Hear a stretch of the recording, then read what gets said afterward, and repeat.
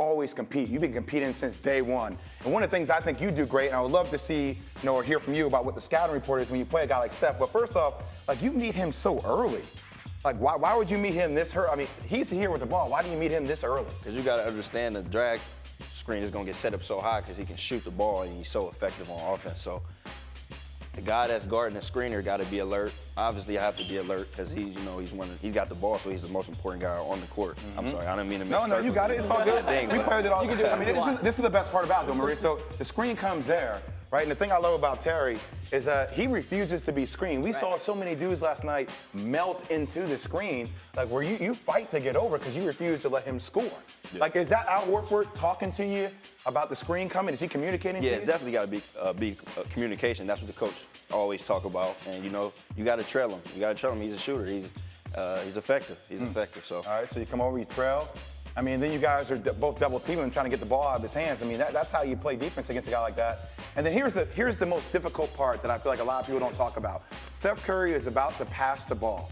And he's so dangerous when he's away from the ball because he's actually trying to hunt to get the ball back for a shot. What goes through your mind when you play off the ball defense against him? You can't lose sight of him. You can't lose sight of him. That's when he's very effective. He pass and he don't stop moving. All his teammates know if he kick it out, he's gonna get to the corner. He's gonna keep moving. So I'm alert. So I just gotta stay with him. You're in denial right here. Yeah. You're not letting him catch the ball back, even though the play is designed for him. And then he is able to get the ball back. But, I mean, those are the kind of contests, and that's what I think we were talking about. You making him use his legs, making him work to actually get that shot instead of letting him find the rhythm. Yeah, I mean, he's gonna hit tough shots too. Of course. He's gonna hit tough shots, but you got to compete. You got to make it tough for him as much as you can. That's what I'm trying to do. Or if not, I'm gonna be on the bench. You talk to him a little bit. Tell me you talk to him. I know you talk a little bit. I've been watching you play for a while. I talk a little bit. Okay. I know you talk a little bit. But Steph talks too. So here's a prime example of what we were talking about: losing track of him in transition. You're gonna see Jeff Green is the primary. First off, let's just go back here. See, this is the kind of stuff that gets me angry. We're gonna watch just Kevin Love here. Now, he missed a play, right? These are the little things. I don't see you guys do this. I don't see your players complain about things. So the play goes here. Look at that. That can't happen. Look at that, Kevin Love. That can't happen. Come on, Kevin. Like, we need you to hurry up and get your tail back here. All right, so anyway, he's coming back. And then you're going to see Jeff Green guarding him. So he passes the ball. Prime example, Jeff Green guarding him here in transition. What do you think he's going to do?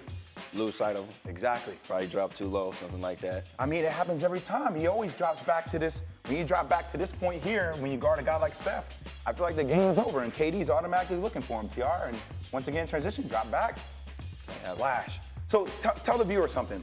When you stay attached to him, what kind of things are you looking for? Are you staying on one hip, or are you staying on another hip, or are you just trying to deny the ball? Yeah, you got to force him one way. You can't get into an arm wrestling match on a guy like him and Clay. They're great cutters. They're great at setting you up.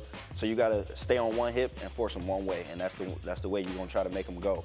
And it's not easy. It's not easy, but it takes a lot of buying in, and you got to pay attention to details, and conditioning too, right? Yeah, for sure. You have to stay on that shoulder. Yeah, you got to chase him around everywhere you go. Those are the plays that are so deflating, Maria. And we have a guy like TR who has a conditioning, who's always staying down in the stance, which he's not reacting. He's being proactive defensively. It makes a world of a difference. And like you said, otherwise you'd be on the bench, so you're gonna make the play. Exactly.